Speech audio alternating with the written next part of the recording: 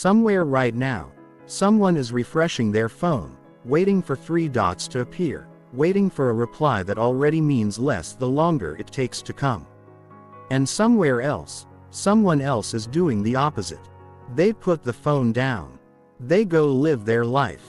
They don't wait. They don't chase. And strangely, people can't stop thinking about them. This video is about the difference between those two people. Not because one is lucky and the other isn't. Not because one is more attractive, richer, funnier, or more interesting by birth. The difference is a set of decisions, patterns, and beliefs. Most of which nobody ever taught you, and some of which the people around you may have quietly rewarded you for getting wrong.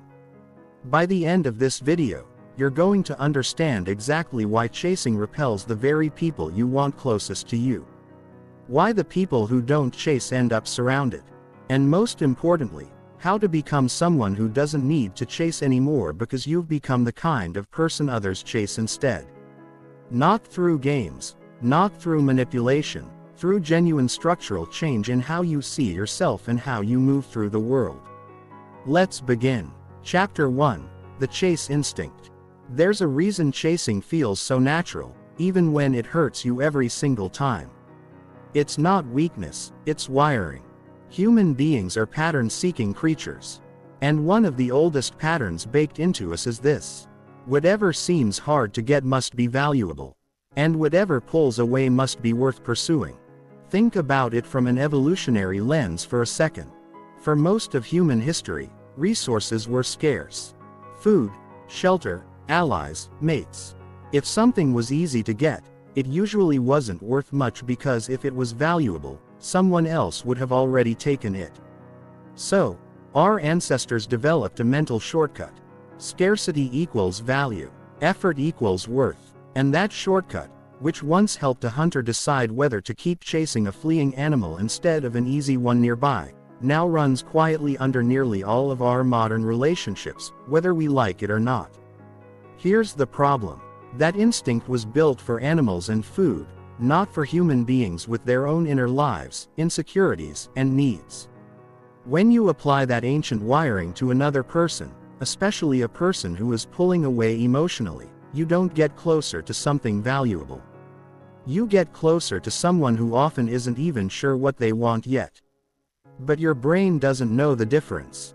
It just registers distance. And distance triggers pursuit. This is why you can logically know someone is bad for you, know they're inconsistent, know they aren't prioritizing you, and still feel this magnetic, almost chemical pull toward chasing them harder.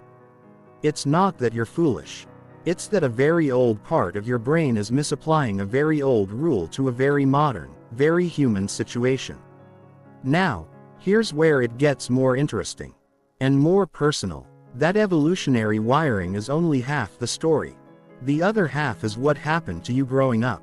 Because chasing isn't just an instinct. It's also a learned behavior reinforced over years, sometimes decades, often starting in childhood. If you grew up in an environment where love, attention, or approval felt inconsistent, where you had to work for affection, perform for praise, or read a parent's mood before knowing whether you'd be met with warmth or distance, your nervous system learned something very specific. It learned that love is not a given. Love is something you earn through effort, vigilance, and adjustment.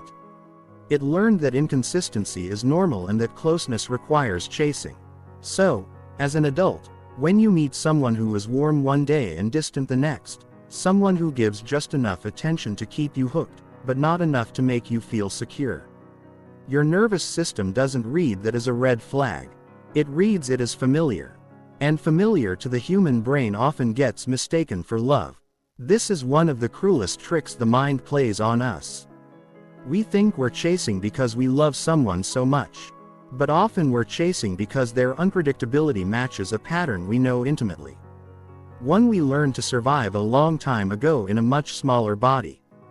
With much less power over our circumstances. The good news, and I want you to really sit with this, is that a learned pattern can be unlearned. Wiring built by repetition can be rewired by different repetition. You are not broken. You are not doomed to chase people for the rest of your life because of what happened when you were 7 or 12 or 19. But you do need to see the pattern clearly before you can interrupt it. And that's exactly what the rest of this video is going to help you do, chapter by chapter, piece by piece, until chasing simply stops feeling like the only option available to you. Before we move forward, it's worth naming exactly what chasing looks like in practice, because it rarely looks as obvious as sprinting after someone down a street. Chasing is texting first every single time because you can't stand the silence. Chasing is rereading a conversation 5 times trying to find the version of events where you didn't do anything wrong. Chasing is changing your plans, your opinions, even your personality based on what you think will make someone like you more. Chasing is accepting less than you deserve because getting a little of someone feels safer than risking getting none of them. And most painfully, chasing is often invisible to the person doing it. You don't wake up one day and decide, today I will chase someone who doesn't value me. It happens gradually, one small compromise at a time, until one day you look up and realize you've disappeared into someone else's inconsistency. Recognizing that gradual slide is the first real step out of it, and it's the foundation everything else in this video is built on. There's one more layer to the chase instinct worth unpacking before we move forward, and it has to do with how your brain treats unfinished stories. Psychologists have long understood something called the Zeigarnik effect, the tendency for the mind to fixate on incomplete tasks far more than completed ones. A finished conversation fades from memory relatively quickly. An unfinished one, a text left unread, a conversation that trailed off without resolution, a relationship that ended without closure lingers, replays, and intrudes on your thoughts at inconvenient moments, sometimes for years. Chasing someone who is inconsistent essentially guarantees a permanent stream of unfinished stories. Every mixed signal becomes a new open loop your mind desperately wants to close. And every open loop generates a fresh wave of mental energy directed at the person who created it. This is part of why walking away from someone who runs hot and cold can feel almost physically difficult. Not because the connection itself was so extraordinary, but because your brain is chemically allergic to leaving a story unfinished. Understanding this mechanism won't make the pull vanish overnight, but it reframes the sensation. That pull isn't proof of a soulmate connection. Often, it's simply your brain's discomfort with an open loop dressed up as longing. It's also worth acknowledging that the chase instinct doesn't only appear in romantic contexts, even though that's where it's most commonly discussed. It shows up when you keep trying to win over a friend group that never quite lets you all the way in. It shows up when you work harder than anyone else for a boss who never seems to notice. It shows up in family relationships, chasing a parent's approval well into adulthood, still hoping a certain kind of praise will finally arrive. The pattern is the same everywhere it appears because the underlying wiring doesn't distinguish between contexts. It simply registers, distance detected, initiate pursuit, and waits for you to comply. Recognizing the pattern in one area of your life is often the fastest way to spot it in every other area.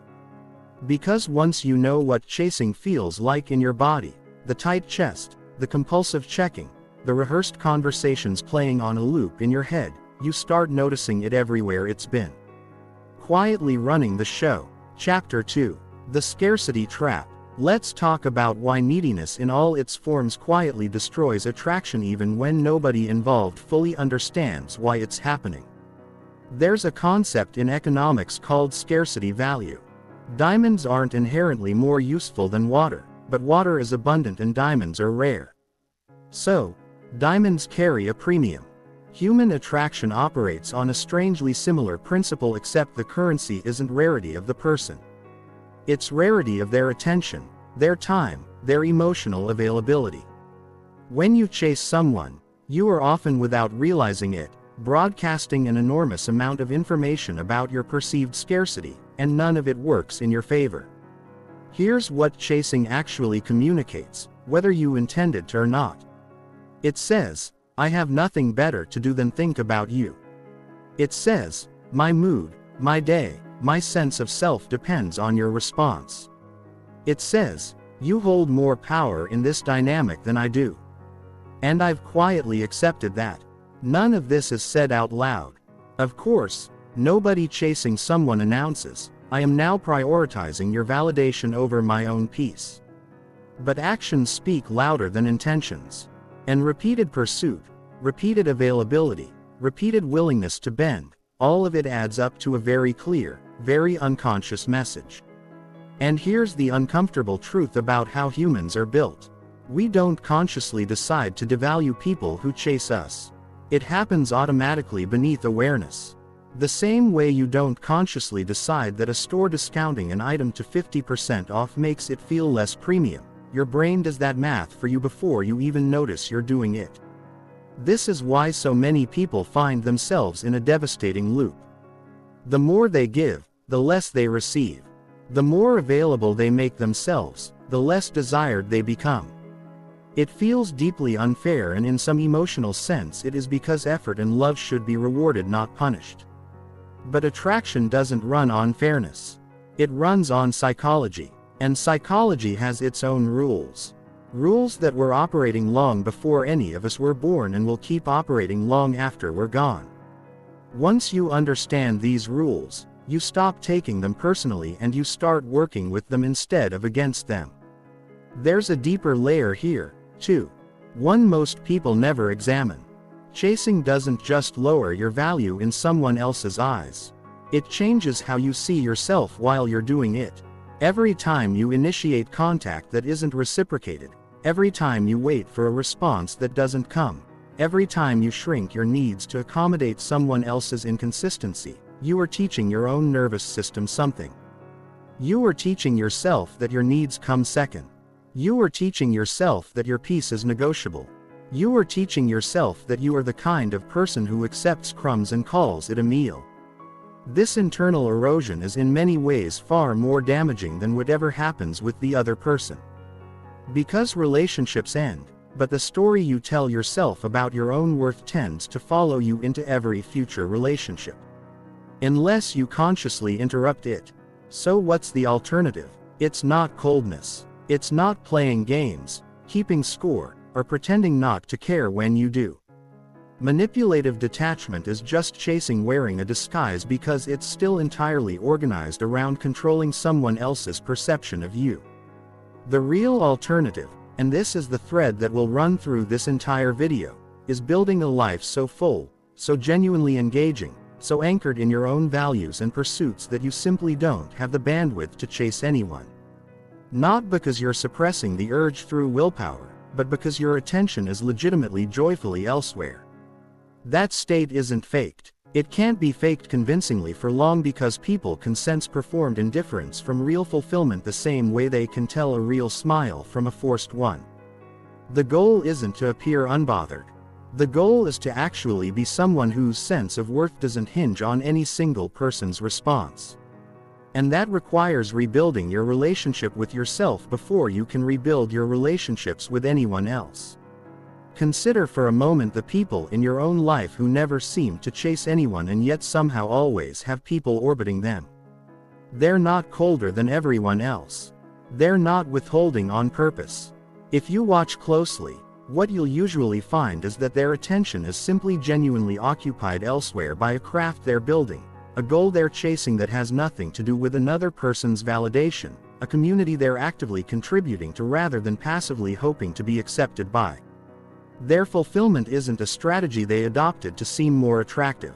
It's just the natural result of a life with enough substance in it that no single relationship carries the entire weight of their happiness. And paradoxically, that's exactly what makes people want to be closer to them.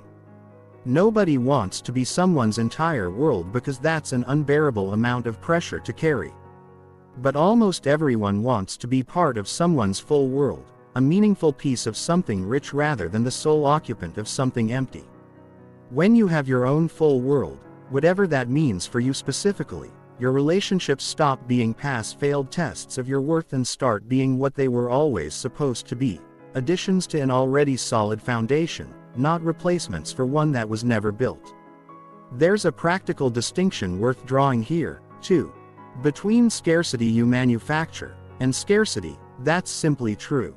Manufactured scarcity is playing games, delaying a reply on purpose to seem busier than you are, pretending disinterest while secretly checking your phone every few minutes. That version is exhausting to maintain, and more importantly dishonest. And dishonesty has a way of eventually surfacing and undoing whatever short-term interest it generated. True scarcity is different. It's not performed. It's structural. It's the natural result of a calendar that's actually full. A mind that's actually engaged elsewhere. A sense of self that doesn't collapse the moment someone goes quiet. You can't fake true scarcity convincingly for long, but you can build it deliberately, brick by brick, through the exact practices this video is walking you through.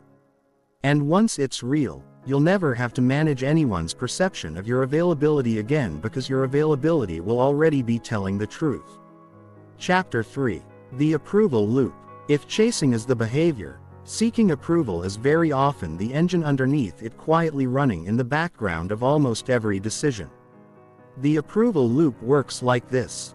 You do something, you scan for a reaction, and based on that reaction, you adjust yourself again and again until the loop becomes so automatic you stop noticing it's even happening. Over time, this loop doesn't just influence how you act around one particular person you're chasing. It becomes the operating system running your entire personality, your opinions, your tone of voice, even your sense of humor, all subtly recalibrated in real time based on the reactions of whoever happens to be in front of you. This might sound extreme, but think about how many small examples of it you can find in an ordinary day. Softening an opinion because someone raised an eyebrow. Laughing a little harder at a joke because you want the group to like you. Not mentioning something you actually care about because it might not land well. Individually, these moments seem harmless, even polite, but stacked over years. They don't just shape your behavior, they shape your identity. Because you become so practiced at reading and reacting to other people that you lose the thread of what you actually think, want, and feel underneath all that responsiveness. Here's the paradox that almost nobody talks about, and it's one of the most important ideas in this entire video. The more you chase approval, the less approval you actually receive. Because approval-seeking behavior is itself unattractive, people can sense, even if only subconsciously, when someone's opinions, moods, or presence are contingent on their reaction. It creates a subtle pressure, an unspoken obligation, and human beings tend to withdraw from anything that feels like an obligation, especially an emotional one they didn't sign up for. Meanwhile, the people who aren't chasing approval, who hold an opinion even when it's unpopular, who stay warm but don't collapse when someone disagrees with them. Those people become magnetic precisely because being around them requires nothing. There's no performance expected in return. There's no invisible tab running. Being near them is simply pleasant, low pressure and real. And low pressure, real presence is one of the rarest things a person can offer another human being in a world full of performance. So how does someone actually break the approval loop given that it's often running below conscious awareness? It starts with noticing, not judging, not immediately trying to force yourself into confident behavior you don't yet feel.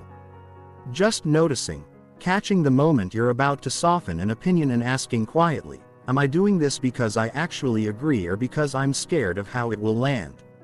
Catching the moment you're about to send a third follow-up message and asking, am I doing this because there's something important to say or because I can't tolerate the discomfort of silence? This kind of noticing feels small, almost insignificant the first few times you do it. But it's the exact mechanism through which every unconscious pattern eventually becomes a conscious choice. And conscious choice is the only place real change is ever possible. You cannot change a pattern you cannot see. And most people spend their entire lives never seeing this one. Cycling through the same approval-seeking behaviors in every relationship, every friendship, every job, wondering why the results never change. There's also a physiological piece worth understanding here. Because the approval loop isn't purely psychological, it's chemical, too. Uncertain intermittent approval, the kind you get from someone who sometimes gives you attention and sometimes withholds it, actually triggers a stronger dopamine response than consistent, reliable approval. This is the same mechanism that makes slot machines so compelling. It's not the reward itself that hooks you. It's the unpredictability of the reward. So when you find yourself endlessly chasing someone's inconsistent attention, understand that part of what's happening is genuinely chemical, not just emotional weakness. Your brain has been trained, sometimes by another person, sometimes by an app, sometimes by both, to crave unpredictability and mistake that craving for connection. Knowing this doesn't make the pull disappear instantly, but it does something powerful. It gives you language for what's happening. And once you can name a process, you gain a small but real amount of distance from it. Enough distance to start choosing differently. It helps too to understand what actually replaces approval seeking once you begin dismantling it. Because the goal was never to feel nothing about how others perceive you. Human beings are social creatures. And caring what people think of you to a healthy degree is not the enemy here. The enemy is when that caring becomes the primary steering mechanism for your choices. When it overrides your own judgment rather than simply informing it. The replacement isn't indifference, it's something closer to internal reference. Instead of asking what will make this person approve of me, you start asking, does this align with who I actually am and what I actually value? Sometimes the answer to both questions will be the same, and that's fine. There's nothing wrong with a choice that happens to please someone else too. But when the two questions diverge, when being liked and being true to yourself pull in opposite directions, internal reference means you let your own values cast the deciding vote, even when it costs you a moment of someone's approval. This single shift, choosing internal reference over external reference, is arguably the most important psychological move available to anyone trying to stop chasing, because chasing is at its root always a symptom of external reference running unchecked. It's worth noting that this shift rarely happens all at once, and expecting it to can actually set you back because you'll interpret the inevitable relapses. The moments you catch yourself people-pleasing again is proof that nothing is working. In reality, this is closer to strength training than a light switch.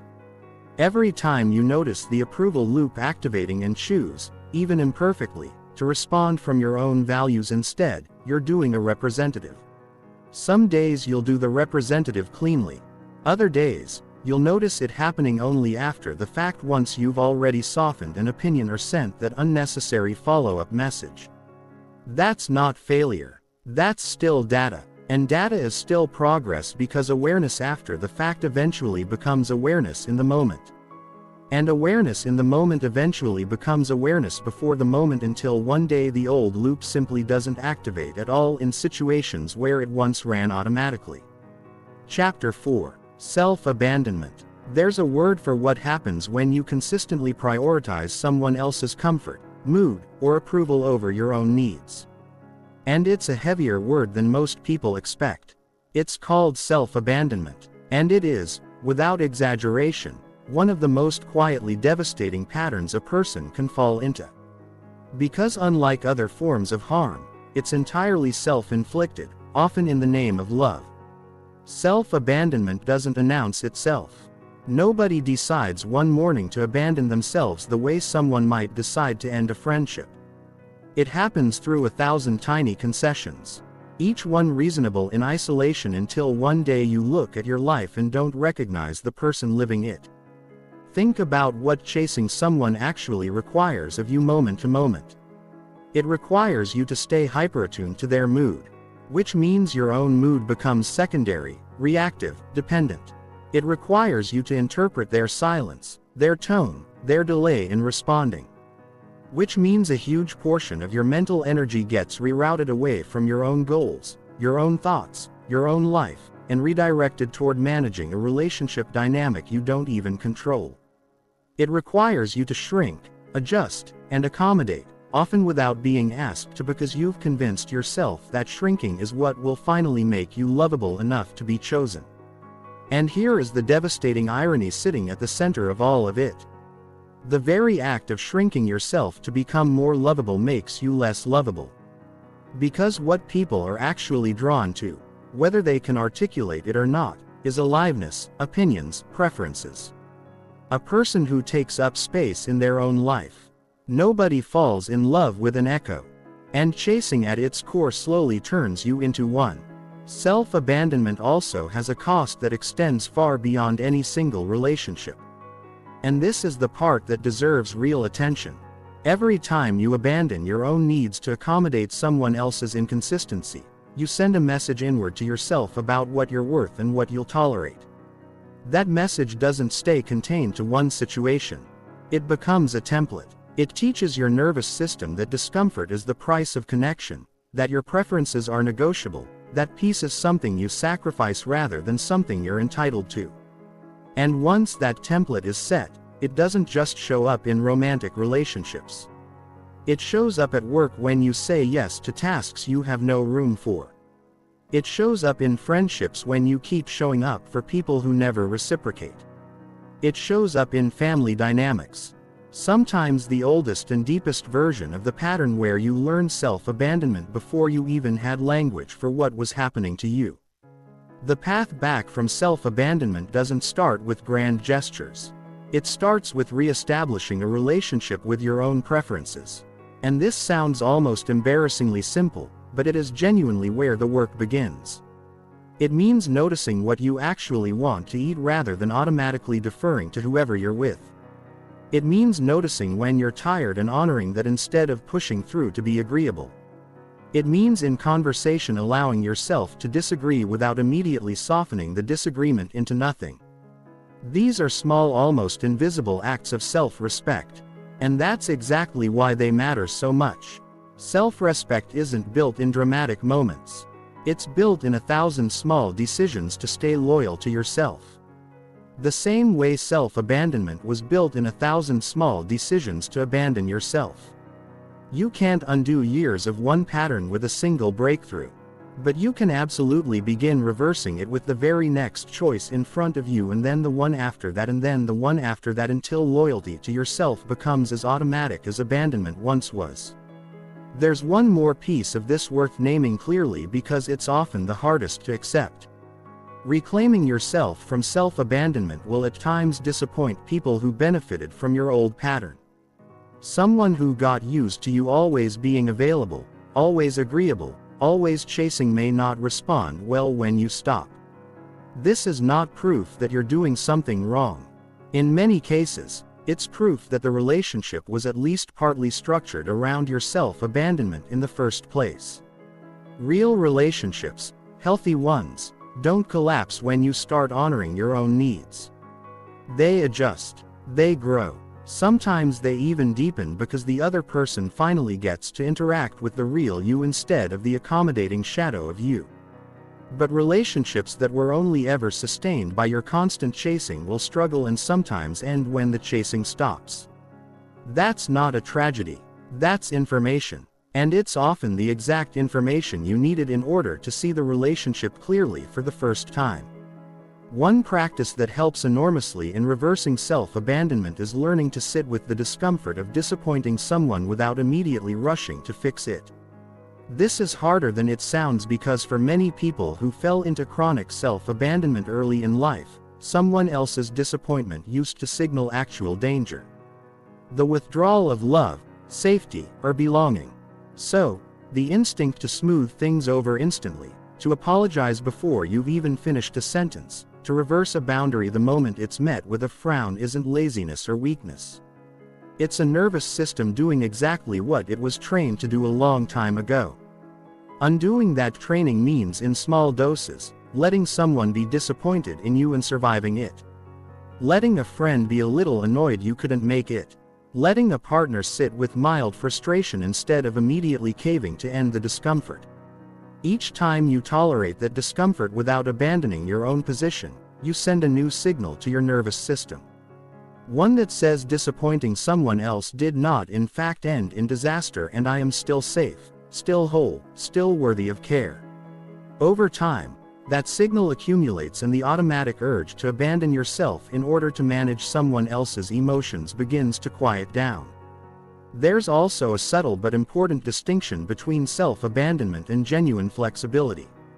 And it's worth being precise about it because the goal was never to become rigid or impossible to compromise with. Healthy relationships require give and take, compromise, and real consideration for other people's needs. The difference lies in where the compromise originates. Flexibility that comes from a place of security looks like this. I understand what I want. I understand what you want. And I'm choosing freely to meet you part way because I value this relationship. Self-abandonment looks similar on the surface but starts from a completely different place. I'm not sure what I want matters, so I'll simply become whatever keeps this relationship intact. The behaviors can look almost identical from the outside, but internally, one comes from a full cup being generously shared and the other comes from an empty cup being drained even further. Learning to tell these two states apart in your own body. The felt sense of generous flexibility versus the felt sense of anxious accommodation is one of the most valuable skills you can develop on this entire journey. Chapter 5. The Mirror Effect. Have you ever noticed that the same behavior lands completely differently depending on who's doing it? A confident person can say something blunt and it reads as refreshing honesty. An insecure person says the exact same words and it reads as harsh or defensive. A secure person can go quiet for a day and it feels like healthy independence. An anxious person goes quiet for a day and it feels like a punishment or a crisis. The words, the actions, even the silences can be identical. And yet the reception is entirely different. This is what I call the mirror effect. And understanding it will change how you see almost every interaction you have from this point forward. Here's the underlying mechanism. People are constantly subconsciously scanning others for information about how to feel about them.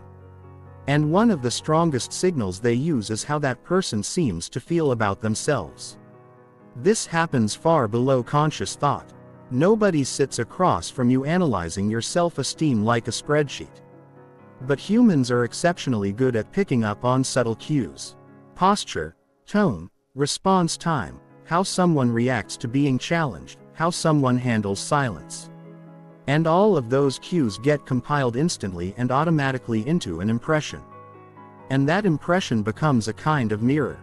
People tend to treat you the way you seem to expect to be treated. Not always, not perfectly, but far more often than most people realize.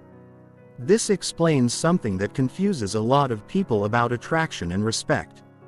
Why does the person who seems to need approval the least often receive the most of it? Why does the person who sets a boundary without anxiety get that boundary respected while the person who sets the same boundary anxiously gets it tested and pushed against? It's the mirror effect in action. When you communicate through your tone, your body language, your willingness to hold your ground that you believe your boundary is valid and non-negotiable, other people's nervous systems pick up on that certainty and more often than not mirror it back as respect. But when you communicate uncertainty, when your voice rises at the end of a boundary like it's a question, when you immediately soften it with an apology, people's nervous systems pick up on that, too. And they often, again, mostly unconsciously, mirror it back as permission to push further. This isn't about faking confidence you don't feel. And I want to be very clear about that distinction because faking confidence is exhausting and usually detectable in some subtle way that undermines it. Anyway, the mirror effect isn't a performance technique. It's a description of what naturally happens when your inner state changes as you do the deeper work. This video is walking you through rebuilding your relationship with your own needs, breaking the approval loop, reversing self-abandonment. Your outer presentation shifts automatically as a byproduct, not as a strategy. You don't have to remember to stand differently or speak differently. When you actually believe your time matters, your voice naturally carries a different quality. When you actually believe your presence is valuable, you stop performing certainty and start simply having it. And that shift, subtle as it is, changes how the entire world responds to you. Not because you tricked anyone, but because you stopped sending mixed signals about your own worth. There's a reciprocal version of the mirror effect, too. One that matters just as much. Just as people tend to mirror your self-perception back to you, you also tend to attract people whose own self-perception matches or complements yours. This is why chronic chasers often find themselves again and again drawn to people who are emotionally unavailable, inconsistent, or withholding. It's not bad luck. It's not a coincidence repeating itself out of nowhere. Two nervous systems calibrated around scarcity and pursuit recognize each other almost instinctively and slot into familiar roles. The chaser and the chastised without either person consciously choosing it. Breaking this cycle requires more than just changing your behavior with one specific person. It requires changing your baseline, the internal set point your nervous system uses to decide who feels familiar, who feels safe, and who you're drawn toward in the first place. As that set point shifts, and it does shift with consistent inner work, you'll likely notice something remarkable. The type of person you find yourself attracted to starts to change, too. Not because you're forcing a new type of preference onto yourself, but because your nervous system starts recognizing a different kind of person as home. It's worth closing this chapter with a word of patience because the mirror effect can be misunderstood as something you can hack overnight. A trick of tone and posture you deploy at will. It isn't. Nervous systems are remarkably good at detecting the difference between a genuine internal state and a performed one, even when the performance is skillful. Because performance requires constant monitoring, and constant monitoring has its own subtle texture, a kind of watchfulness that leaks out despite your best efforts. Real change, the kind that actually shifts how people respond to you, comes from the inside moving outward, not the outside being arranged to suggest an inside that isn't there yet. This is actually good news. Even though it might not feel like it if you were hoping for a quick fix, it means you don't have to become a different person, memorize new lines, or manage your image moment to moment for the rest of your life. You simply have to do the quieter, steadier work of becoming someone who genuinely doesn't need to chase. And the mirror effect will take care of the rest automatically, reflecting that reality back to you in the form of people who no longer need chasing to be interested, no longer need convincing to stay, and no longer feel like a puzzle you have to solve just to be treated with basic consistency. That's the person the next 10 chapters are going to help you build, one deliberate layer at a time. Chapter 6, Detachment versus Indifference. There's a word that gets thrown around constantly in conversations about not chasing people, and it's almost always misunderstood. That word is detachment. People hear it and picture someone cold, someone who doesn't care, someone who's built a wall so thick nothing gets in or out. That picture is wrong, and it's worth correcting carefully because chasing the wrong version of detachment can do just as much damage as chasing a person who doesn't want to be caught. Real detachment isn't the absence of caring. It's the absence of clinging. You can care deeply about someone, want good things for them, feel real affection, and still not be attached to a specific outcome involving them. That distinction, caring without clinging, is the entire difference between healthy detachment and indifference. And confusing the two is one of the most common mistakes people make when they first try to stop chasing. Indifference says, I don't care what happens. Detachment says, I care. And I also trust that my worth and my peace don't depend on how this particular situation resolves. Indifference is often a defense mechanism, a way of preemptively numbing yourself so that potential rejection can't hurt as much. It's protective, but it's also a kind of self-abandonment in disguise because you're cutting yourself off from genuine feeling in order to avoid genuine risk. Detachment, the healthy version, requires more courage, not less. It means staying open, staying warm, staying genuinely invested in the people you care about while simultaneously holding a steady internal center that doesn't collapse if things don't go your way. This is significantly harder to build than indifference because indifference just requires you to shut down while detachment requires you to stay fully present and fully secure at the same time. Here's a practical way to tell the difference in yourself in real time. When something doesn't go the way you hoped, a message goes unanswered. Plans fall through. Someone pulls away. Ask yourself honestly what you feel underneath the surface reaction. If what you find is numbness, a flat, nothing where feeling should be, that's often indifference or its close cousin, suppression, feelings pushed down so hard they've gone quiet without actually being resolved. If what you find is a real honest disappointment that you can sit with, acknowledge, and then move through without spiraling into anxious pursuit or self-blame, that's closer to genuine detachment. The goal was never to stop feeling. The goal is to feel fully without letting the feeling hijack your behavior into chasing, over-explaining, or abandoning your own needs to fix a situation that isn't yours alone to fix. This distinction matters enormously for how you show up in relationships because people can sense the difference between detachment and indifference almost immediately, even if they can't name what they're sensing. Indifference reads as coldness, and coldness pushes people away in a way that feels punishing, a subtle withdrawal designed, even unconsciously, to make someone work for your affection. Detachment reads as security, and security draws people closer because being around someone who is genuinely secure feels safe rather than tense. Nobody has to walk on eggshells around a securely detached person because that person isn't keeping score, isn't performing indifference to manipulate a reaction, and isn't going to punish anyone for not meeting an unspoken expectation.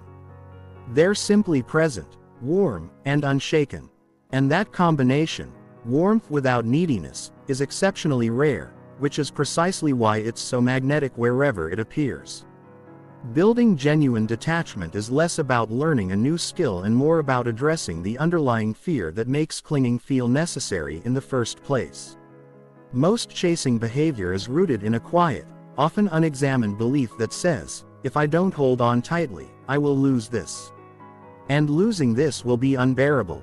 Detachment doesn't require you to convince yourself that losing something wouldn't hurt.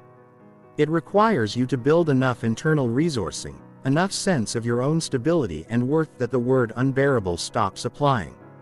Painful, yes. Disappointing, absolutely, but not unbearable, not identity-threatening, not something you need to prevent at any cost, including the cost of your own dignity.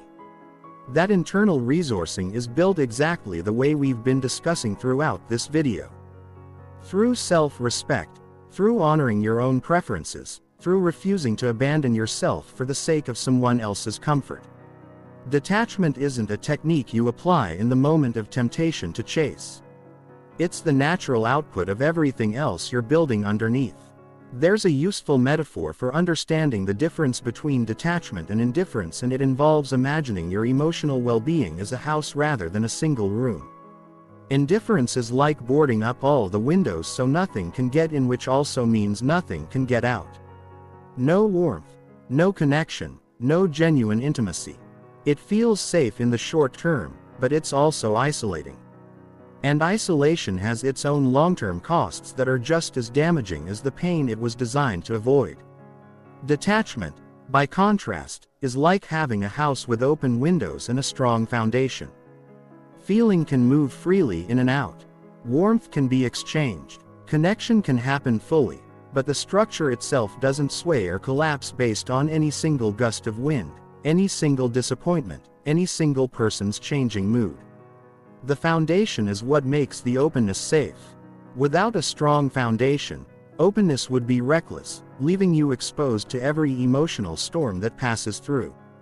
With one, openness becomes not just safe but genuinely rewarding because you get to experience the full richness of connecting with other people without the constant undertow of fear that any single connection, if it ends, will take you down with it.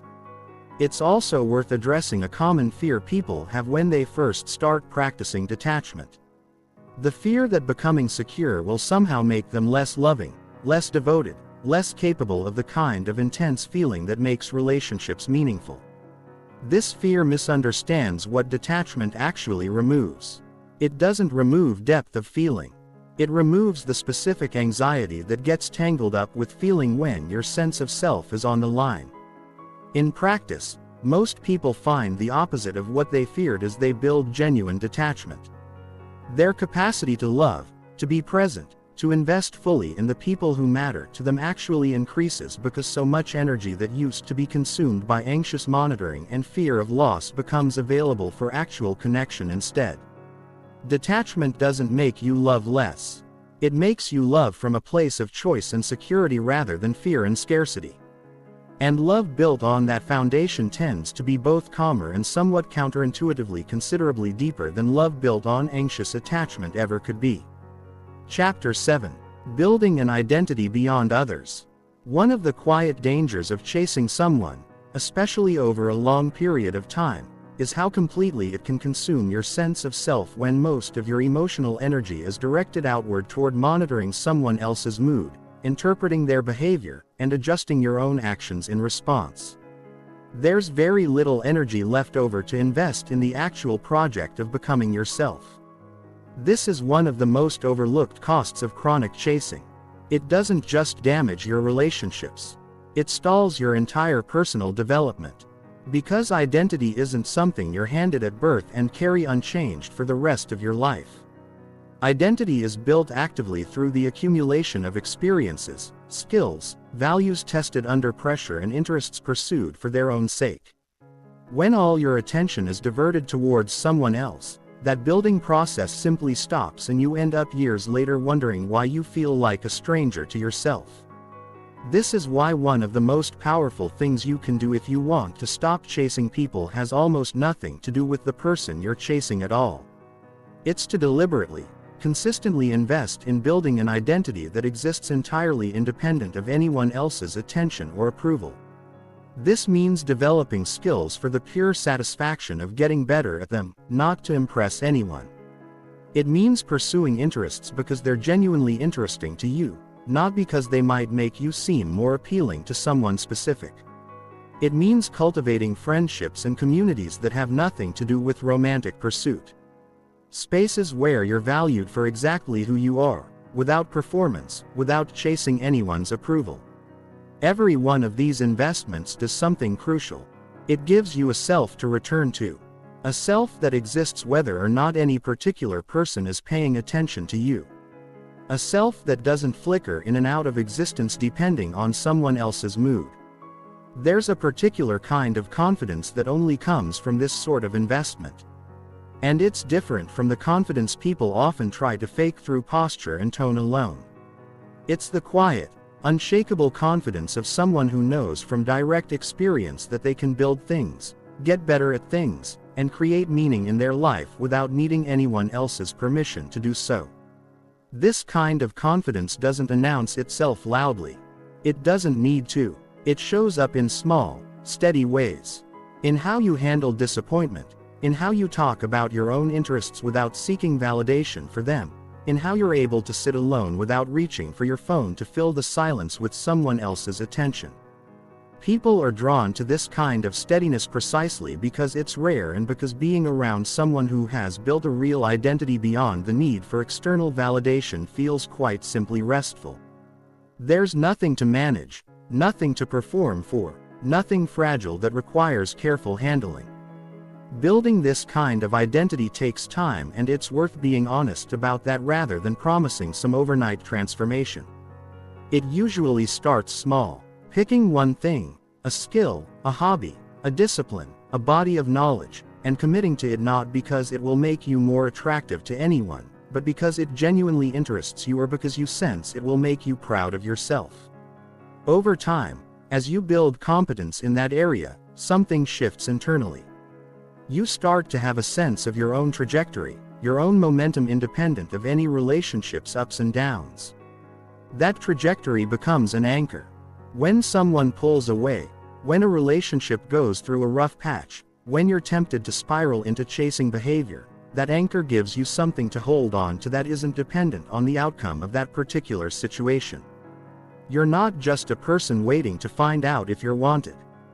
You're a person actively building something with or without anyone's involvement. And that single shift changes the entire emotional weather of your life. It's also worth noting that this process tends to be self-reinforcing in a way that compounds over time. The more you invest in an identity beyond others, the less desperate any single relationship feels, which means you show up to that relationship from a place of choice rather than need. And relationships built on choice rather than need tend to be healthier, more balanced, and more likely to last because both people are there because they want to be, not because either one is terrified of what happens if the other leaves. This is the deeper reason building an independent identity matters so much for the goal of this entire video. It doesn't just make you less likely to chase. It makes the relationships you do form fundamentally more stable because they're no longer being asked to carry the entire weight of your sense of self. There's a particular exercise worth considering here, one that many people find clarifying when they're first trying to identify what an identity beyond others might even look like for them. Imagine for a moment that the person you've been chasing or the relationship you've been anxious about was completely permanently resolved in whichever direction right now with total certainty. No more uncertainty, no more waiting, no more wondering. Now ask yourself honestly, what would I do with my time and energy tomorrow morning? If the honest answer is some version of I don't know, I've never really thought about it, that answer itself is valuable information. It reveals just how much of your identity has been quietly organized around this uncertainty rather than around anything of your own choosing. This isn't a reason for shame. It's simply a starting point, a clear signal of exactly where the rebuilding work needs to begin. The people who never struggle with chasing usually have a very quick, very specific answer to that question because their days are already full of things they'd return to regardless of how any particular relationship resolves. It's worth mentioning too that building an identity beyond others doesn't mean becoming an island disconnected from the very human need for connection and relationship. That would simply be trading one imbalance for another. The goal isn't independence for its own sake, isolation dressed up as strength.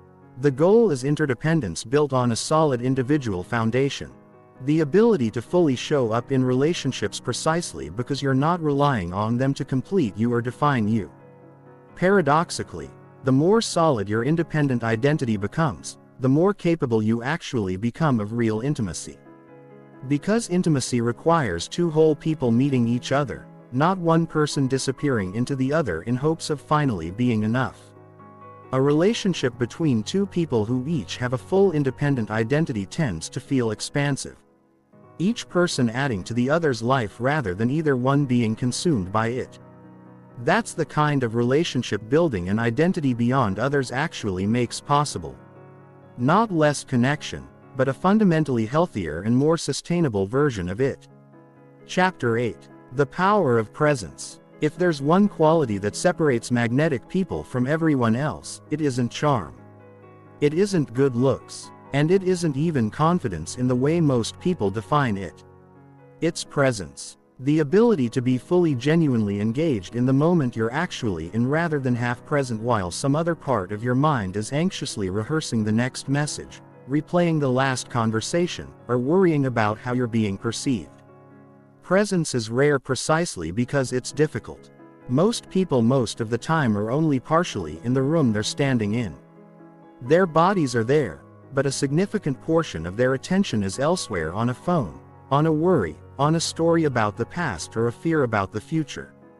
When you encounter someone who is fully present, someone whose attention is entirely available to the moment and the person in front of them, it registers immediately, even if you can't articulate exactly why that person feels different from everyone else.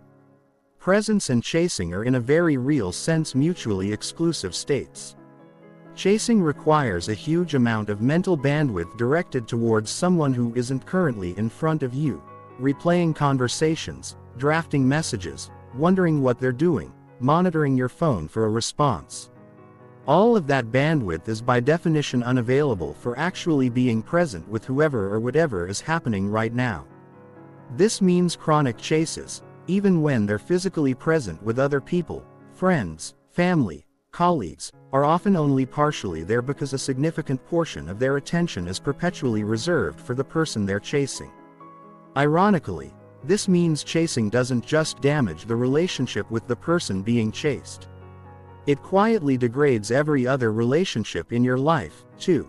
Because presence is a finite resource, and chasing consumes an enormous share of it. Learning to be present isn't primarily about learning new social techniques. It's about training your attention the same way you might train any other skill, through repetition and awareness. It starts with noticing when your mind has drifted away from the actual moment you're in without judgment, and gently returning your attention to what's actually happening.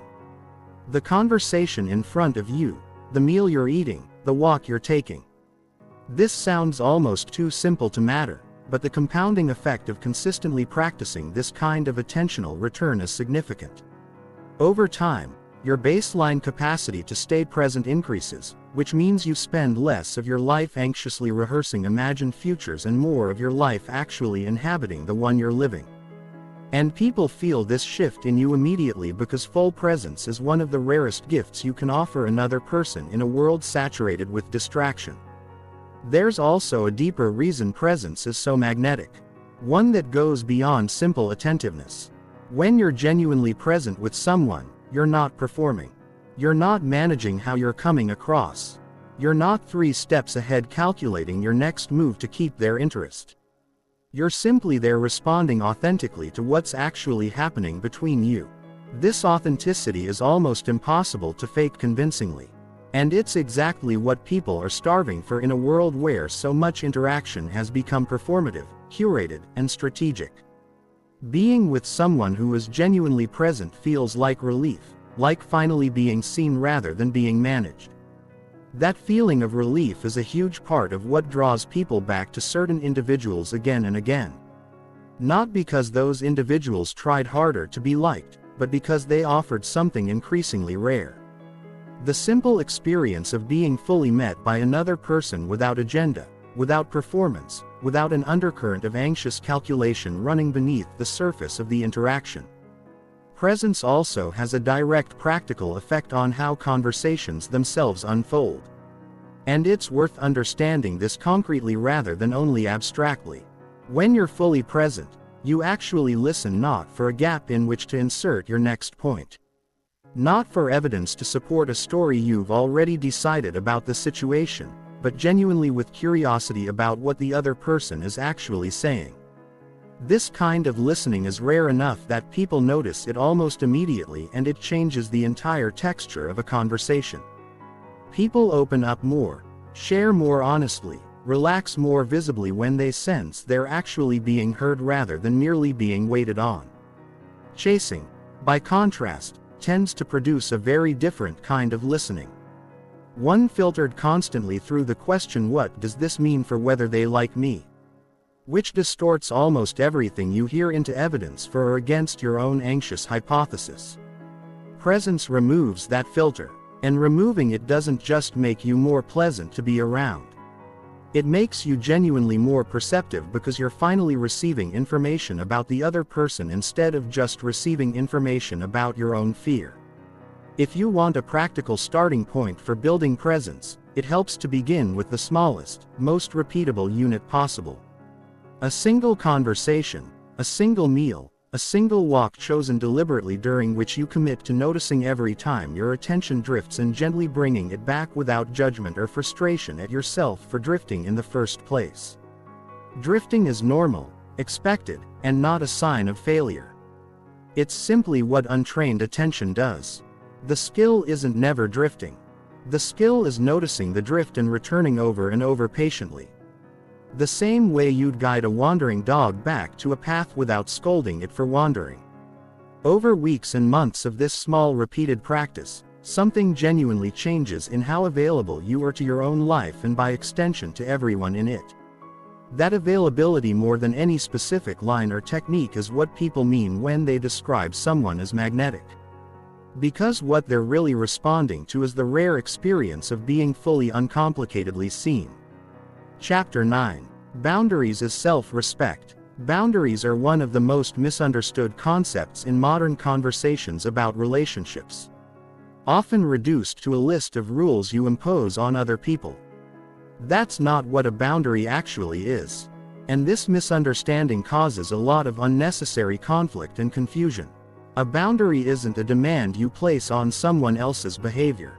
It's a decision about your own behavior. A statement of what you will and won't participate in. Regardless of what anyone else chooses to do, this distinction matters enormously because boundaries framed as demands on others tend to generate resistance. While boundaries framed as decisions about yourself simply require follow-through, not agreement or negotiation from anyone else. You don't need someone's permission to have a boundary. You only need your own willingness to honor it, even when honoring it is uncomfortable. The connection between boundaries and chasing is direct and important. Chronic chasing is in many ways a chronic absence of boundaries, specifically boundaries around your own time, attention, and emotional energy. Without boundaries, there's no natural limit on how much you'll pursue someone who isn't reciprocating. How many times you'll reach out after being ignored, how much of your own peace you'll sacrifice to manage someone else's inconsistency. Boundaries provide that limit, not as an external rule imposed from outside, but as an internal commitment you've made to yourself about what you will and won't tolerate, what you will and won't continue investing in. Regardless of how much you might wish the situation were different, a boundary might sound like, I won't continue reaching out to someone who consistently doesn't reciprocate. Or, I won't stay in a conversation that requires me to shrink my own opinions to keep the peace. Notice that neither of these boundaries requires the other person to do anything. They're entirely about what you choose to do, which is exactly what makes them enforceable. Unlike demands, which depend on someone else's cooperation to actually work. Setting boundaries, especially for people who have spent years chasing approval and abandoning their own needs, often feels deeply uncomfortable at first, even when the boundary is completely reasonable. This discomfort isn't a sign you're doing something wrong. It's a sign you're doing something unfamiliar. And unfamiliar things almost always feel uncomfortable before they feel natural. The discomfort typically comes from an old fear often rooted in childhood patterns discussed earlier in this video that setting a boundary will result in abandonment, conflict, or the loss of a relationship you value. Sometimes that fear turns out to be accurate. Some relationships genuinely can't survive you having boundaries. And if that's the case, it's worth understanding what that reveals about the relationship. But far more often, the fear is significantly larger than the actual outcome. And boundaries once set and maintained consistently tend to be respected, sometimes even appreciated by people who are actually invested in a healthy relationship with you. There's a particular kind of self-respect that gets built brick by brick every time you hold a boundary, even when it's difficult. This self-respect operates almost like a muscle, weak and unfamiliar the first few times you use it. Stronger and more automatic each time after. And this compounding self-respect does something remarkable to your relationship with chasing specifically. It becomes increasingly difficult to chase someone who isn't reciprocating once you've built a strong enough internal commitment to honoring your own limits. Because chasing someone who consistently disregards your time, attention, or feelings is itself a boundary violation against yourself. The more self-respect you accumulate through consistent boundary setting, the more naturally your behavior aligns with that self-respect until walking away from situations that don't honor you stops requiring willpower and starts feeling like the obvious, even easy choice.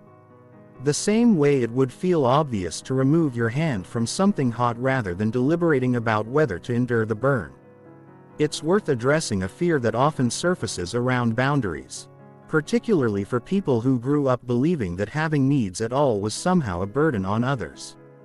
The fear sounds something like this: if I set boundaries, I'll come across as difficult, high maintenance, or unlovable.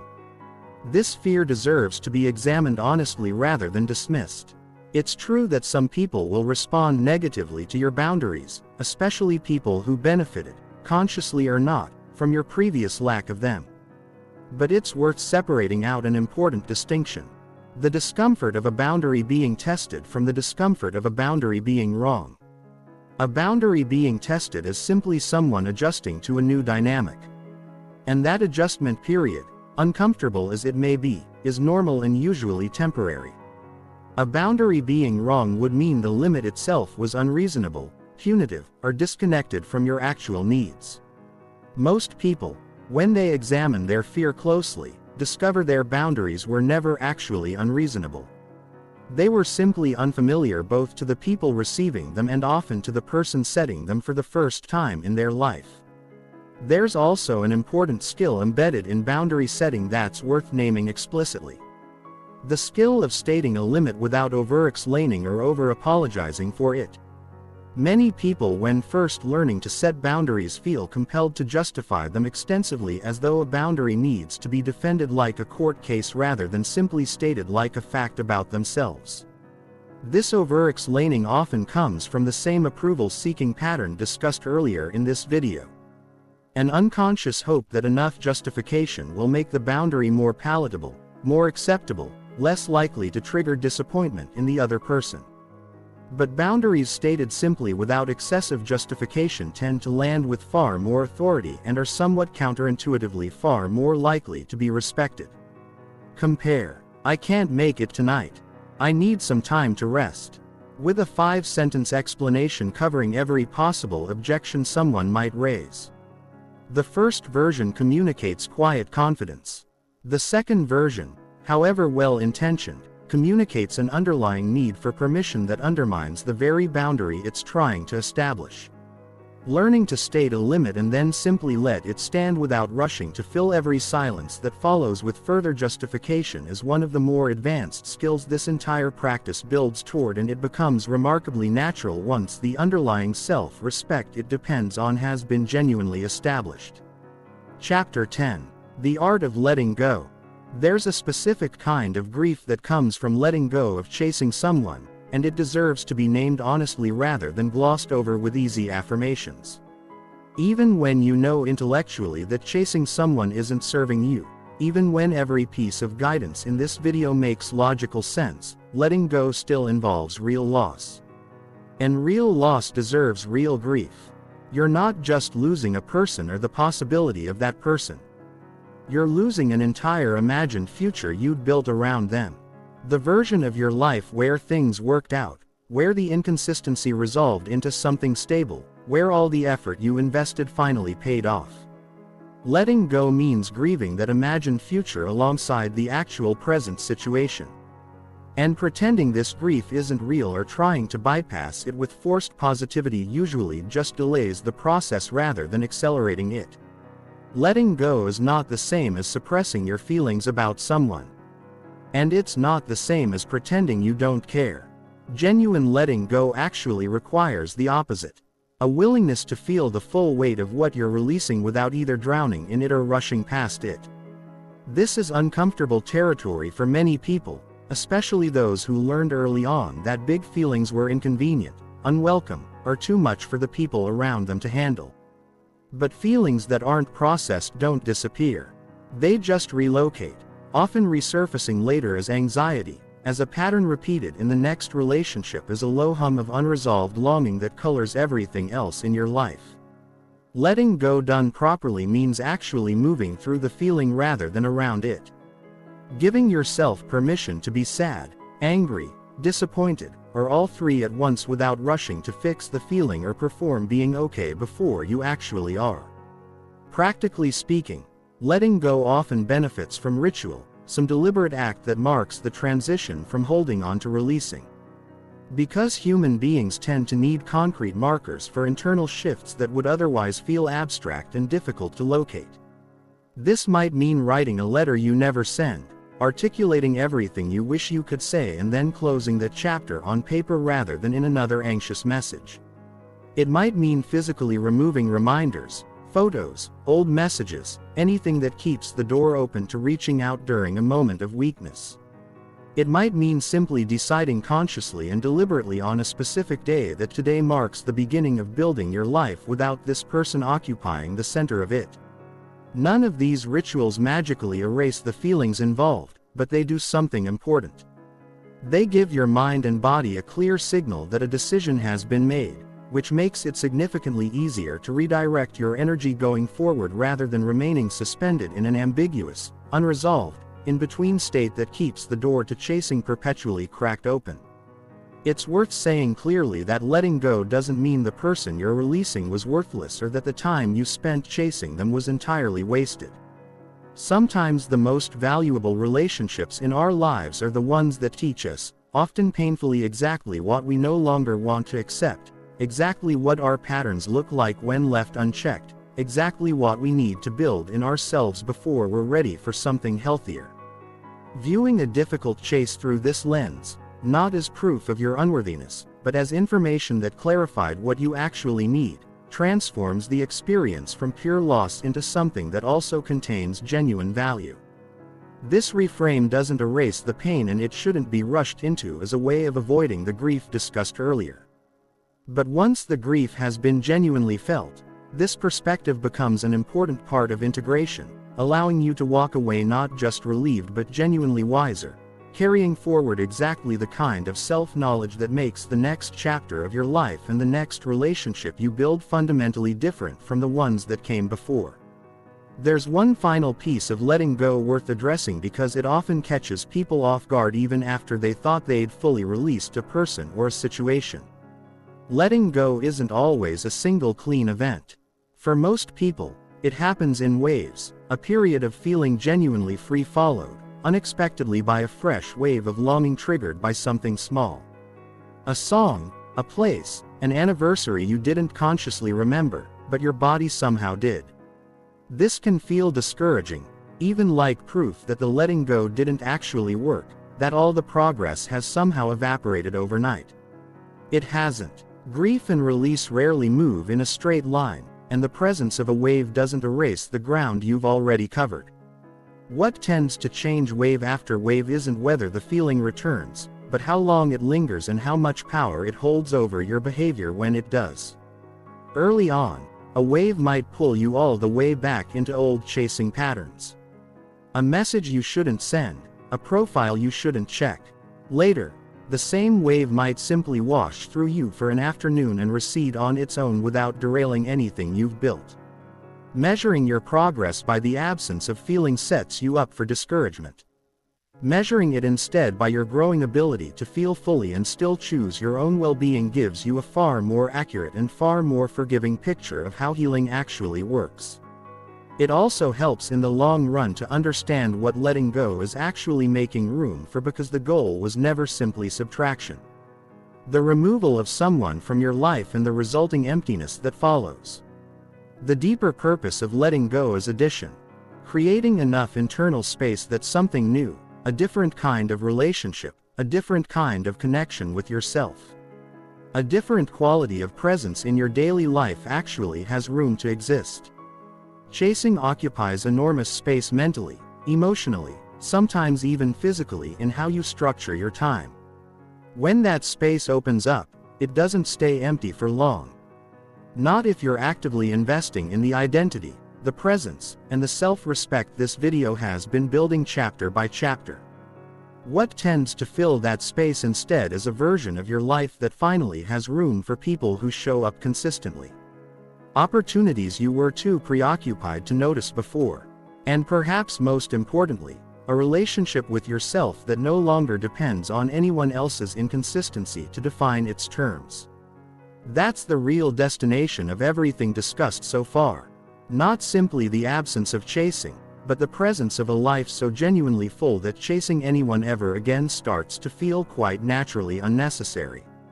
Chapter 11. Cultivating Inner Abundance. There's a concept that sits underneath almost everything discussed so far in this video, and it's time to name it directly, because once you understand it, so many of the earlier chapters click into place with much greater clarity.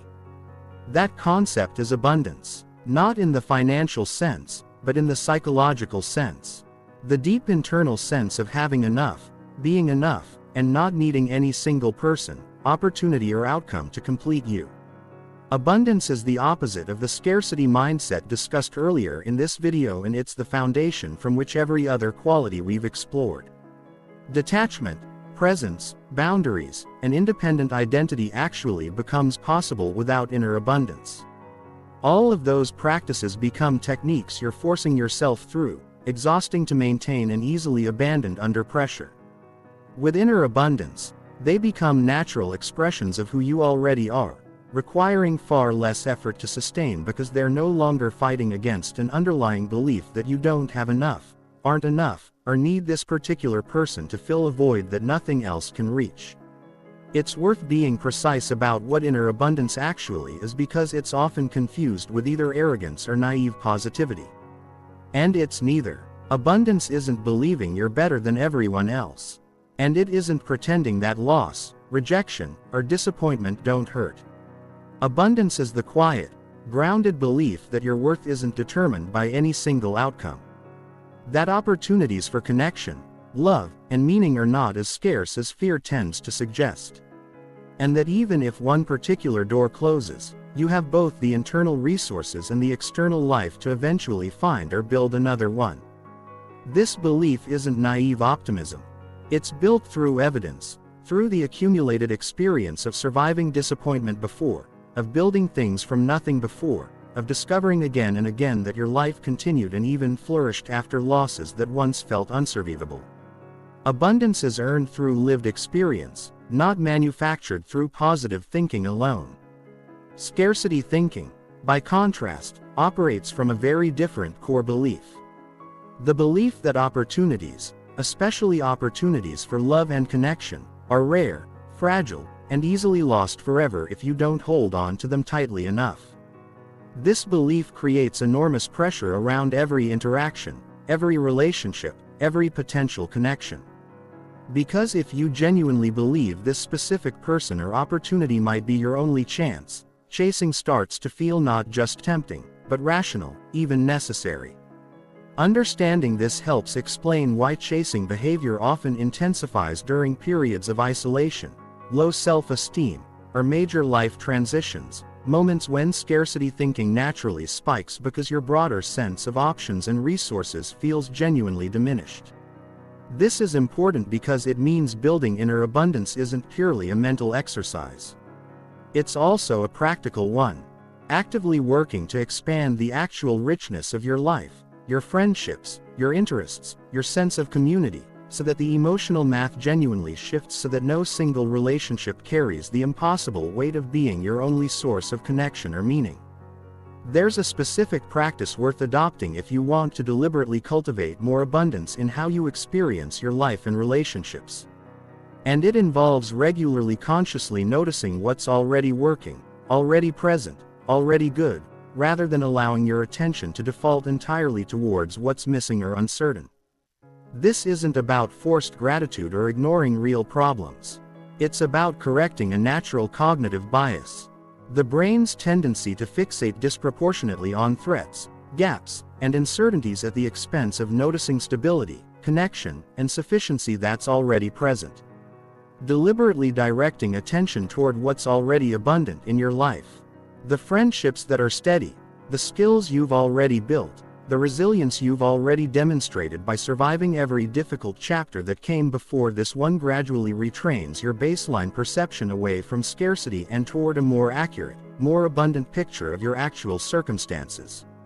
Over time, this shift in perception changes behavior automatically because you simply stop approaching relationships from a place of desperate need when your underlying sense of the world has shifted from not enough to genuinely sufficiently enough. There's a deeper layer worth adding here, too. Because abundance isn't only about what you already have. It's also about your relationship with what you don't yet have. Scarcity thinking treats an unmet desire as an emergency, something that must be resolved immediately or risk being lost forever. Abundance treats an unmet desire as simply that, unmet for now, without the added layer of panic that transforms ordinary longing into desperate pursuit. This distinction matters enormously in practice. You can want a relationship, a specific person's attention, a particular outcome, while still holding that want loosely enough that it doesn't dictate your every action. Wanting something and needing it to happen right now at any cost are two very different internal experiences. Even though they can look similar from the outside, learning to hold desire with an open hand rather than a clenched fist is one of the clearest practical expressions of inner abundance. And it's a skill that improves dramatically with deliberate practice the same way any other skill does. It's also worth mentioning where abundance tends to get built most reliably, because it rarely comes from insight alone. Sitting and thinking your way into feeling abundant. It comes from action. Specifically, the action of contributing something to others without expecting anything in return. Generosity in whatever form fits your life. Time given freely to a friend, skill offered to help someone else. Attention given fully without an agenda, has a curious effect on the giver, often more powerful than its effect on the receiver.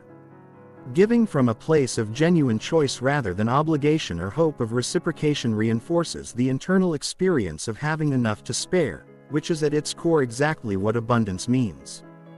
This is part of why people who volunteer, mentor, or simply show up generously for their communities often describe a felt sense of fullness that's difficult to manufacture through self-focused practices alone.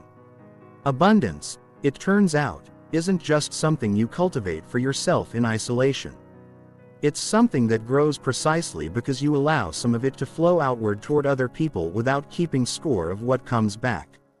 There's a final piece of this worth naming because it ties abundance directly back to the theme running through this entire video.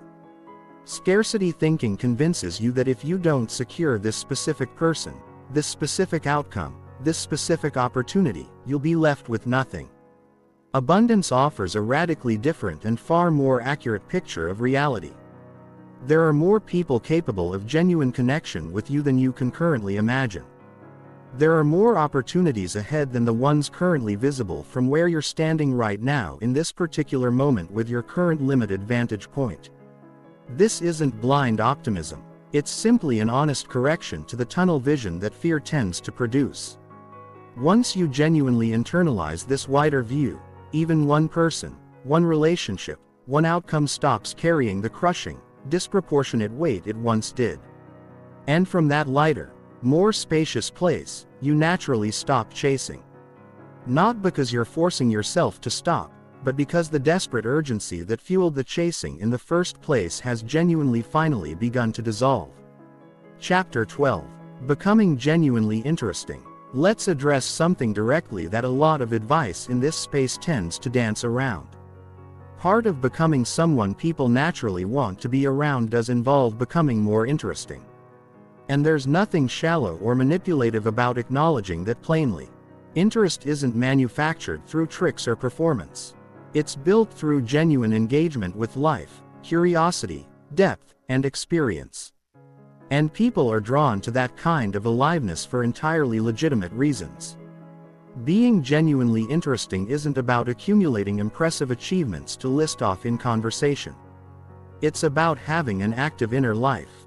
Ideas you're excited about, questions you're exploring, experiences you're seeking out that naturally give you something real to bring into any interaction. Rather than arriving empty, hoping the other person will generate enough energy for both of you. One of the clearest markers of an interesting person is curiosity. A genuine active interest in the world and the people in it rather than a passive consumption of whatever content happens to be placed in front of them. Curious people ask real questions, not performative ones designed to seem engaged, but questions that come from an authentic desire to understand something better. They read, watch, listen, and experience things outside their existing comfort zone, not to have something to talk about, but because genuine curiosity naturally seeks out novelty and depth. This curiosity becomes self-reinforcing over time because the more you learn and experience, the more connections your mind starts making between seemingly unrelated ideas, which is often what people are actually responding to when they describe someone as a great conversationalist. It's rarely about clever lines. It's about a mind that's been fed enough varied experience to make interesting, sometimes surprising connections in the moment. There's also a distinction worth drawing between being interesting and being interested because both matter, but they matter differently. And many people overinvest in one at the expense of the other. Being interesting is about what you bring, your ideas, experiences, and perspective. Being interested is about what you draw out of others. Genuine curiosity about their lives, thoughts, and experiences. People who are only interesting, without being interested, often come across as self-absorbed, dominating conversations without leaving room for genuine exchange. People who are only interested without being interesting can come across as flat, agreeable, but lacking any real substance of their own to contribute. The most magnetic people tend to balance both, bringing a rich inner world to a conversation while also remaining genuinely curious about the person they're talking to, creating an exchange that feels alive in both directions rather than a one-sided performance in either. Building this kind of depth doesn't happen through some checklist of interesting hobbies you force yourself to adopt. It happens through following your genuine curiosity wherever it actually leads, even into directions that seem unrelated to becoming more socially appealing. Read the books that actually interest you, not the ones you think will make you seem impressive. Pursue the hobby that genuinely captivates your attention, even if it's unusual, even if it's not something you'd typically mention on a first conversation with someone new. This authentic pursuit does something that performed interestingness never can. It generates real enthusiasm, real stories, real perspective, all of which are immediately viscerally different from someone reciting facts they memorized to seem well-rounded.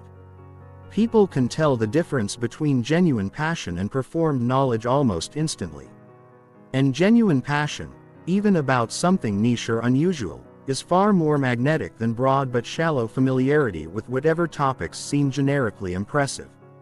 It's also worth noting that becoming interesting is in many ways a natural byproduct of everything discussed earlier in this video, rather than a separate project requiring entirely new effort. As you build an identity beyond others, as you invest in skills and interests for their own sake, as you cultivate genuine presence rather than anxious performance, you naturally accumulate more of the raw material that makes someone interesting to be around. This is one of the quiet advantages of doing the deeper internal work this video has been walking through.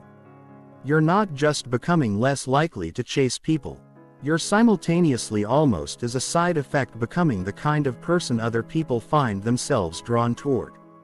Not because you tried to become interesting, but because you finally gave yourself permission to actually live an interesting life on your own terms for your own reasons. There's one more dimension of this worth mentioning because it often gets overlooked in conversations about becoming more magnetic. A genuinely interesting life doesn't require constant novelty or exotic experiences most people can't access. It requires depth far more than it requires breadth.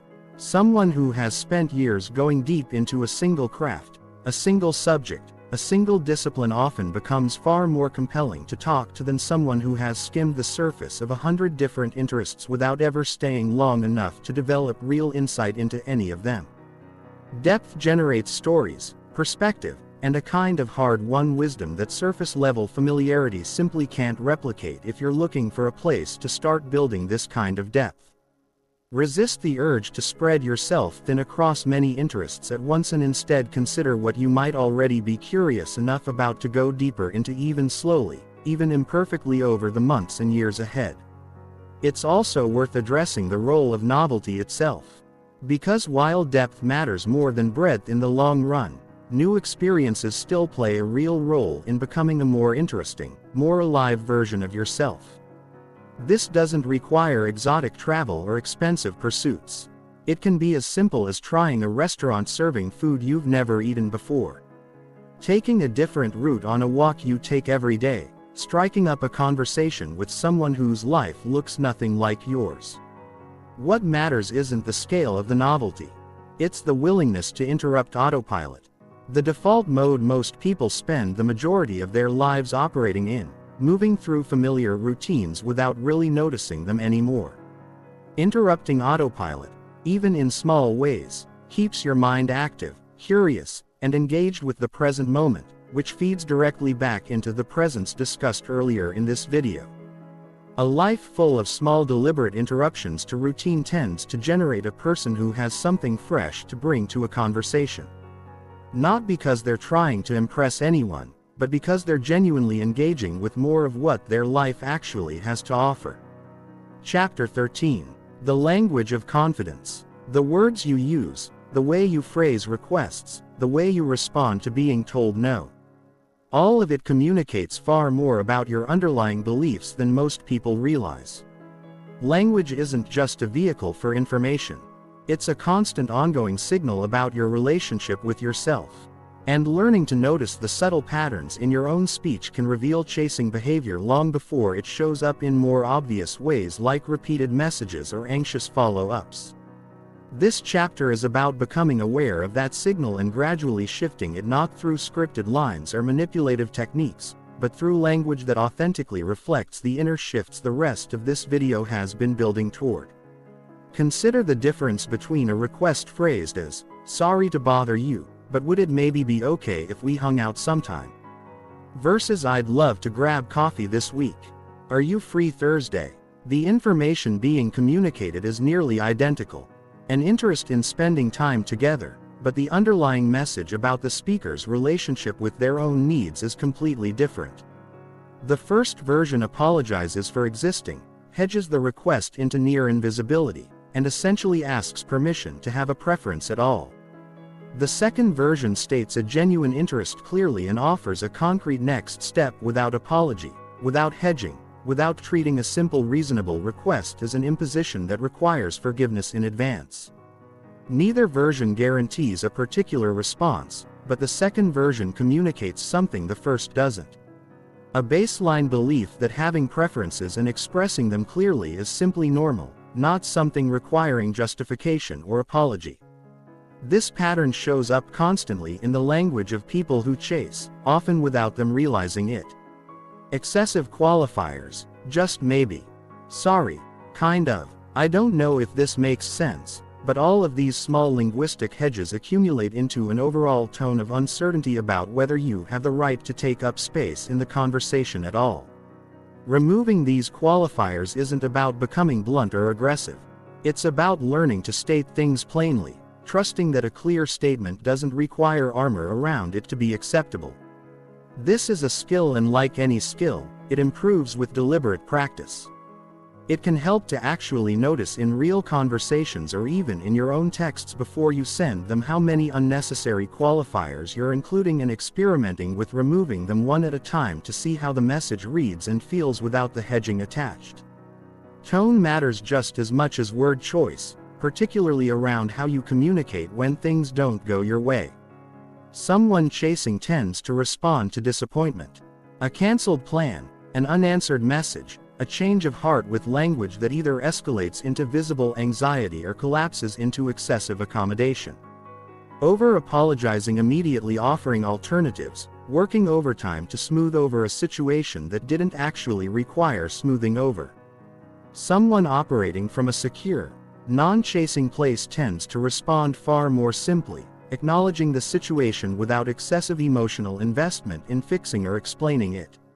"No worries. Let me know if you want to reschedule," communicates far more security than 3 paragraphs analyzing what might have gone wrong and offering 5 alternative solutions. This isn't about suppressing genuine feelings, which we've already discussed the importance of processing honestly. It's specifically about the language used in the actual exchange with the other person. Keeping that language grounded and simple while doing the deeper emotional processing separately on your own time with yourself or with people who aren't the source of the disappointment in question. There's also something worth understanding about silence itself, because how you relate to silence in conversation, and particularly in the absence of response, reveals an enormous amount about your underlying security. Chasing behavior often can't tolerate silence, rushing to fill every pause, every unanswered message, every gap in communication with more words, more explanation, more reaching. Confidence, by contrast, is comfortable with silence. Understanding that a pause doesn't require immediate resolution, that someone taking time to respond isn't automatically a crisis requiring intervention. Learning to sit with silence, to let a message go unanswered for a while without spiraling into anxious follow-up, to allow a conversation to end without needing the last word, is itself a form of language, a nonverbal statement that says, "I trust this," or "I trust myself," even in the absence of immediate confirmation. Discomfort with silence, more than any specific phrase or technique, is often what people are actually responding to when they describe someone as having a calm, confident energy, because it reflects a genuine internal steadiness rather than a performed one. It's worth adding one final note here about tone of voice itself. separate from word choice because the same sentence can land completely differently depending on how it's actually delivered. A rising uncertain inflection at the end of a statement, even a perfectly reasonable one, quietly transforms that statement into an implicit question, an unconscious request for reassurance or approval. A steady even tone communicates the opposite, that the statement is simply true, complete, and doesn't require external validation to stand on its own. This is a subtle physical habit rather than a purely verbal one, and it often shifts naturally as the deeper internal work discussed throughout this video takes hold. But it can also be practiced directly, paying attention to how your own voice tends to rise or soften at the end of statements, particularly ones involving a boundary, a preference, or a piece of honest feedback, and gently practicing letting those statements land flat and complete the way a fact does rather than curling upward into an implicit request for permission. There's also a version of confident language worth addressing that many people overlook entirely. The language you use when someone gives you a compliment or shows genuine interest in you. Chasing behavior often shows up here too in surprising ways. Deflecting compliments so quickly and reflexively that the other person's kindness barely lands before it's brushed aside. "Oh, this old thing," or "I got lucky," or "it's really not a big deal." All of these responses, however habitual and however socially conditioned, quietly communicate a discomfort with being genuinely seen and appreciated.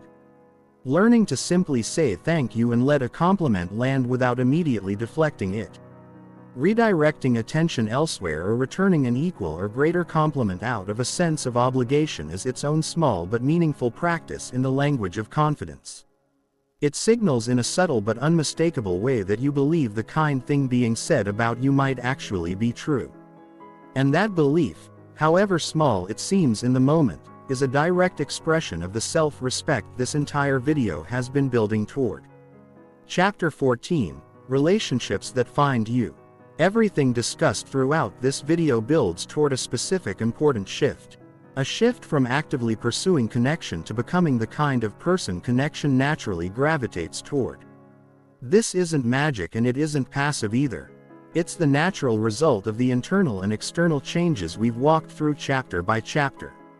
When you stop organizing your life and identity around chasing, when you build genuine presence, boundaries, self-respect, and an interesting full life of your own, something shifts in how relationships form around you. Instead of constantly initiating, pursuing, and working to earn interest, you start to notice people naturally leaning in, curious about you, drawn to the steadiness and depth you've built, without you having to perform or pursue anything at all. This chapter's title is deliberately chosen: Relationships That Find You rather than Relationships You Find, because the shift being described is genuinely one of direction.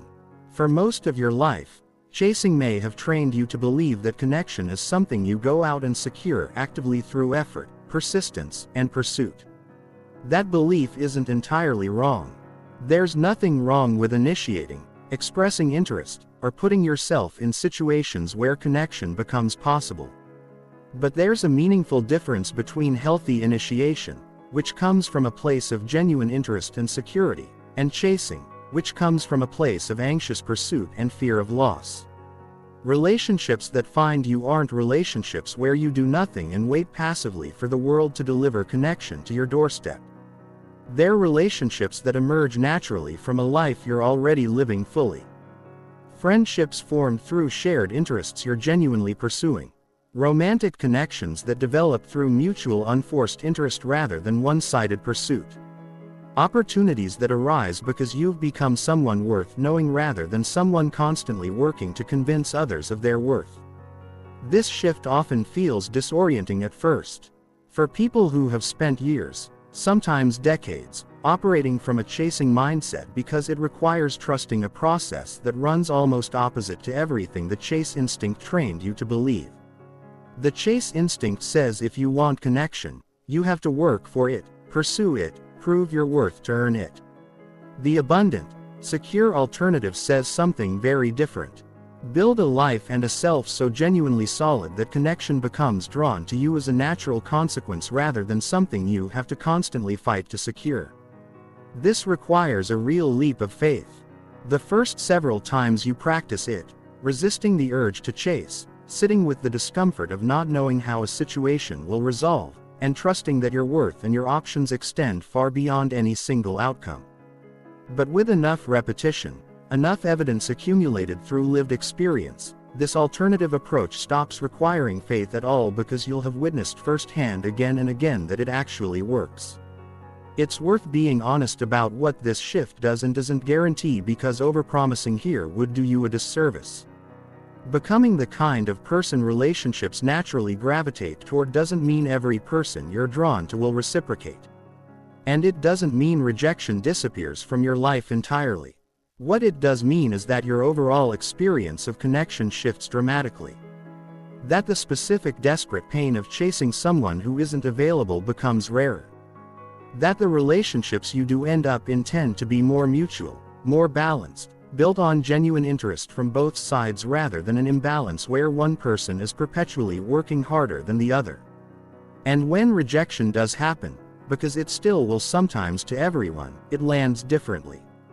It hurts genuinely, but it doesn't threaten your entire sense of self the way rejection used to when your worth was still tangled up in whether any single person chose you. There's a particular quality worth naming that tends to emerge in people who've done this work consistently. A quality that's difficult to fake and impossible to rush, but instantly recognizable once you've encountered it. It's a kind of settled ease, a sense that this person isn't performing, isn't managing, isn't secretly anxious beneath a composed surface, but is actually genuinely at peace with themselves regardless of how any particular interaction unfolds. This ease is deeply attractive precisely because it's so rare in a world where most people most of the time are running some version of the chasing pattern this entire video has been examining. Being around someone with this quality feels different, restful in a way that's hard to articulate but easy to feel. And it's this quality more than any specific technique or strategy that ultimately determines whether relationships chase you or you spend your life chasing them. There's also a practical pattern worth naming. One you'll likely start noticing once you've genuinely internalized these shifts.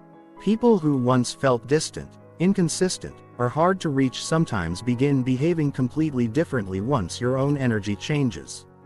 Initiating more, reaching out first, showing an interest they never seemed to have before. This can feel confusing, even validating in a way that tempts you to reopen doors you'd already wisely closed.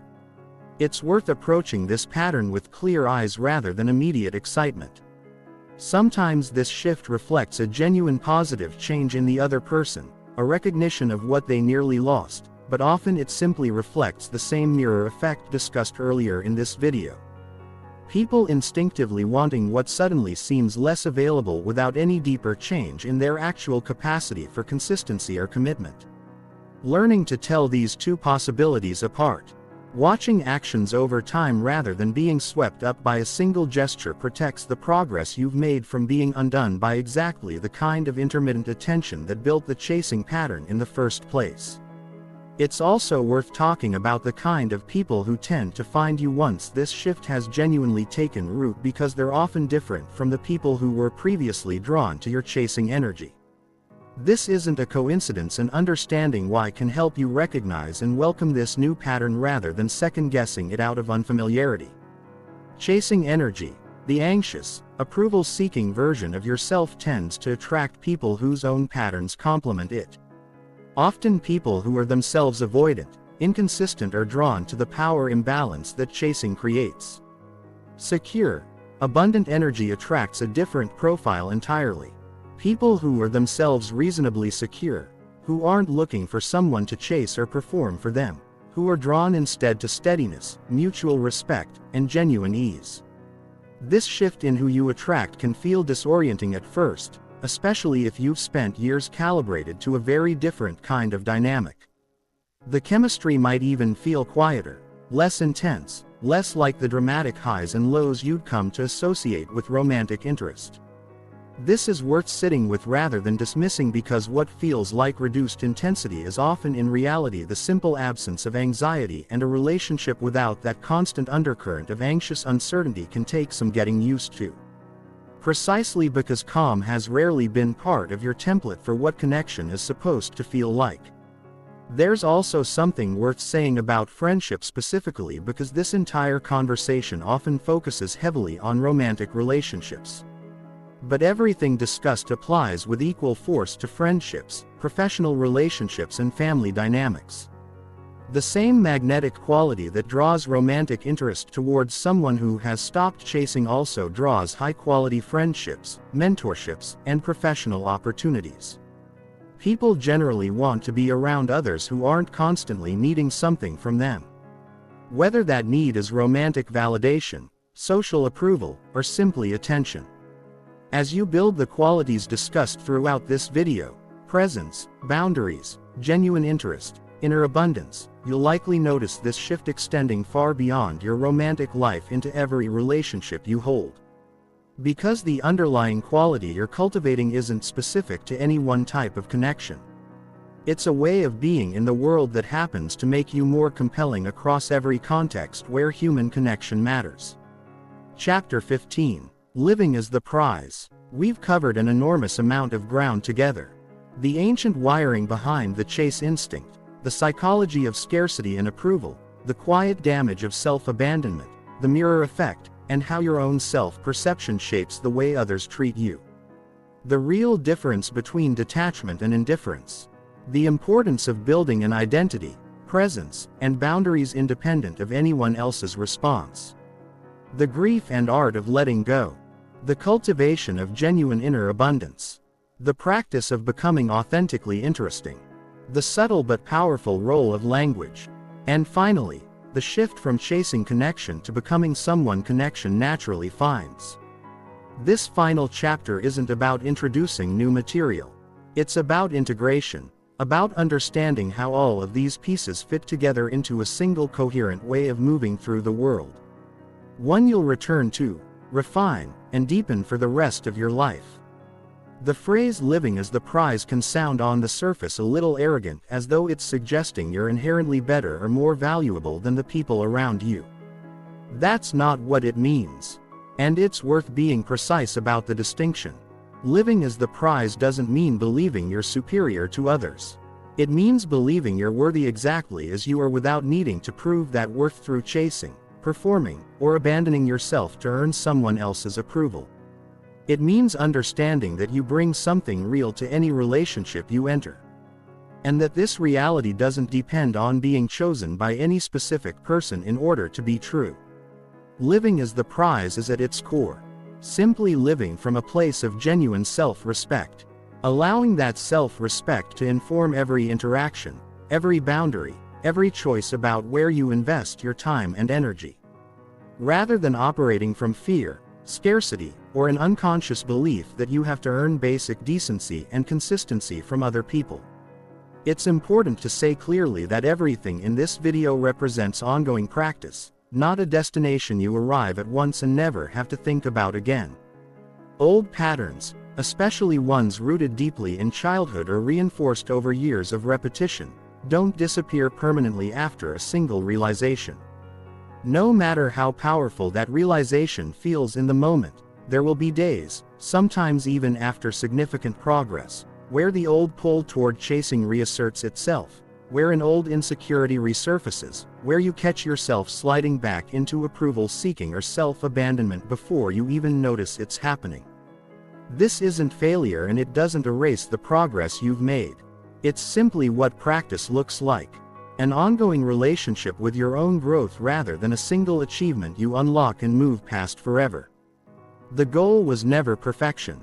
The goal was building enough awareness, enough self-respect, and enough genuine fullness in your own life that these old patterns lose their grip more and more over time, even if they never disappear completely.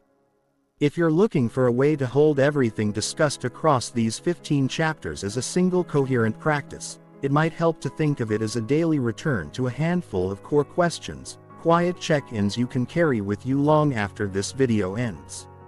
Am I acting from fear of losing something or from genuine choice?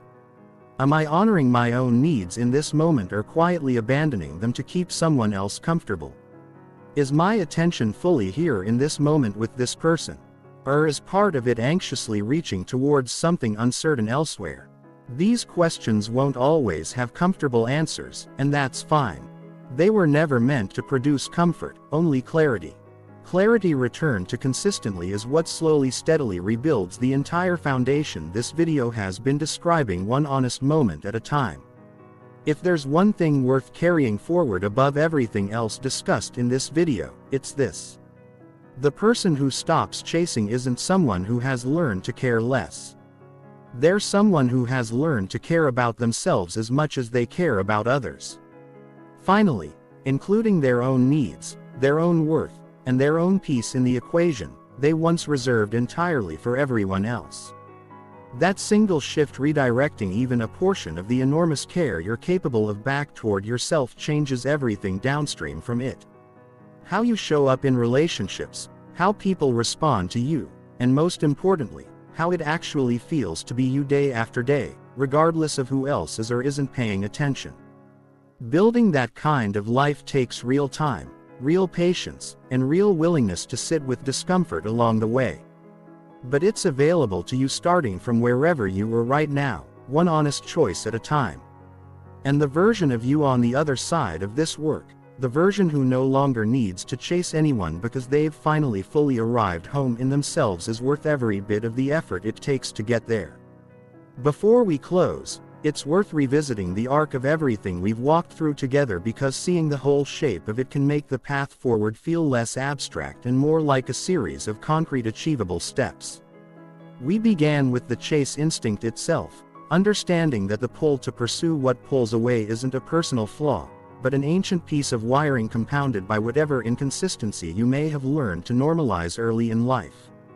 From there, we explored the scarcity trap, seeing how chasing quietly broadcasts a lack of self-worth that other people register long before you consciously notice you're doing it. We looked closely at the approval loop, the invisible engine running underneath so much chasing behavior.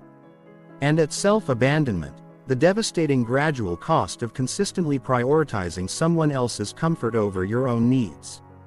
We examined the mirror effect, understanding that people largely reflect back the belief you already hold about your own worth, which means changing that belief changes everything downstream from it. From there we moved into the practical architecture of a life that no longer requires chasing.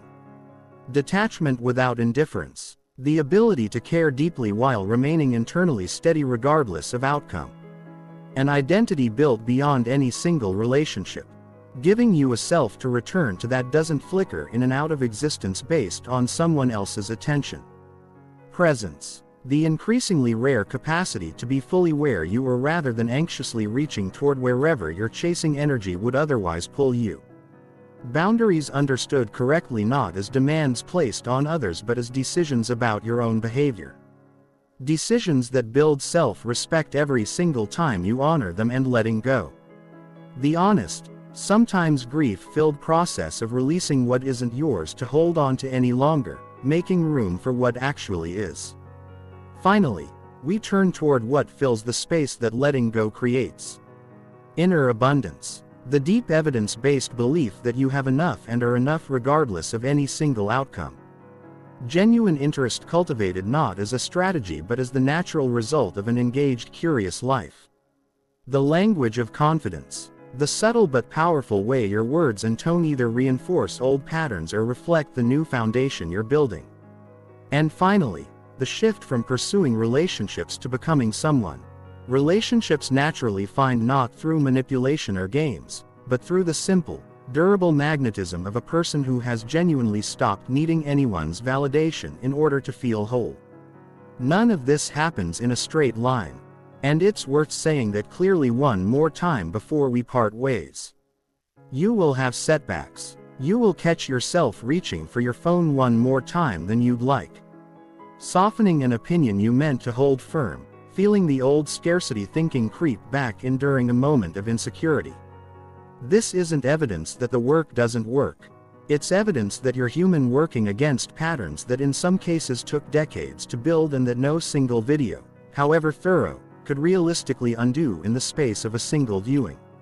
What actually changes things isn't perfection. It's return. The willingness to notice when you've slipped back into an old pattern and gently, without self-punishment, redirect yourself back toward the person you're building. Every return is itself a representative, and reps repeated consistently over enough time are what actually build the kind of lasting change this entire video has been describing. If you found real value in what we've covered together, consider taking just one idea from this video, not all 15 chapters at once. That would be overwhelming for anyone, but one single practice that resonated most with where you currently are and committing to it deliberately over the next week. Maybe it's noticing the approval loop in real time. Maybe it's practicing a boundary you've been avoiding. Maybe it's simply sitting with silence for a little longer than usual before reaching for your phone. Small, consistent practice applied to one thing at a time tends to produce far more lasting change than attempting to overhaul your entire life overnight only to burn out and abandon the effort within a few days. This is a long game, not a sprint. And the person you're building toward, someone who no longer needs to chase because they've built a life and an identity solid enough to stand entirely on its own, is absolutely worth the patience this kind of change requires. Thank you for spending this time working through these ideas together. Wherever you're starting from, whatever patterns you're currently working to unlearn, know that the shift described throughout this video is genuinely possible. Not because it's easy, but because it's built from a series of small, repeatable choices that anyone, including you, can begin making starting today. The version of yourself who doesn't chase, who doesn't need to, who has become the kind of person others naturally want to be around, isn't some distant, unreachable ideal. It's simply the accumulated result of the choices outlined in this video. Practiced consistently, imperfectly, and honestly. One day, one moment, one honest return to yourself at a